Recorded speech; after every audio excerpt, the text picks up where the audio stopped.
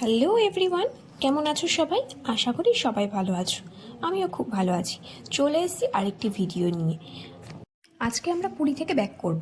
সেই জন্য সকাল সকাল সবাই মিলে স্নান করে পুরী মন্দিরে জগন্নাথকে পুজো দেবার জন্য সবাই মিলে রেডি হয়ে চলে এসেছি মন্দিরে। মন্দিরের বাইরে আমরা এখন সবাই দাঁড়িয়ে আছি প্রসাদের থালি কেনার জন্য। মন্দিরের বাইরে দেখো কত ভিড়, আর ওই দেখো মন্দিরের চূড়াটা দেখা যাচ্ছে। এবার মন্দিরে আমরা ঢুকে গেছি, তারপর দেখো লাইন। এই লাইন শেষ হতে প্রায় 10টা-11টা বেজে যাবে। এখন বাজে সকাল 5:30। তো আমরা যেহেতু লাইনে একজনকে দাঁড় করিয়ে রেখে আমরা সবাই মিলে একটু পুরী মন্দিরটা ঘুরে দেখছিলাম। প্রচুর লোক রাত থেকে উঠে জগন্নাথ দেবকে পুজো দেবে বলে লাইনে এসে দাঁড়িয়ে পড়েছে।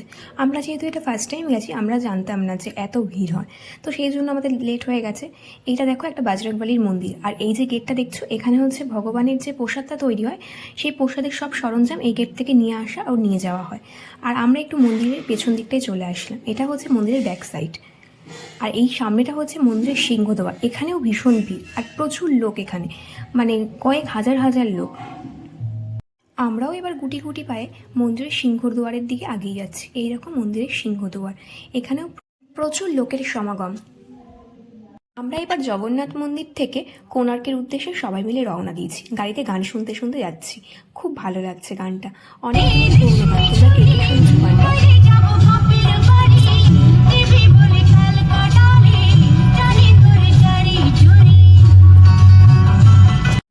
যেহেতু সকালে আমাদের ব্রেকফাস্ট করা হয়নি, তাই আমরা রাস্তার সাইডে দাঁড়িয়ে ব্রেকফাস্ট করে নিলাম। ভাই নিয়েছিল সাম্বার বড়া, আমিও সাম্বার বড়া সিঙ্গারা নিয়েছিলাম। তোমাদের দাদাভাই ইডলি নিয়েছিল, আর মামাও ইডলি নিয়েছিল, সিঙ্গারা নিয়েছিল সাথে। মামিও বড়া আর মালপোয়া নিয়েছিল। এটা দিয়ে আমরা সকালের ব্রেকফাস্ট সারলাম।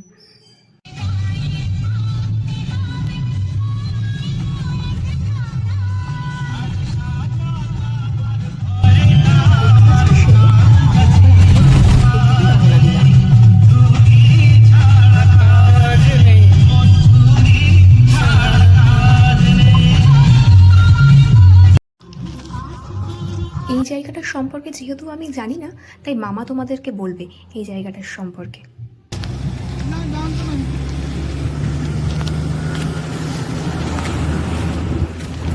এটা হচ্ছে সমুদ্র থেকে একটা পার্ট কেটে এই মধ্যে ঢুকেছে। ঠিক আছে, এটা ঝিল টাইপের।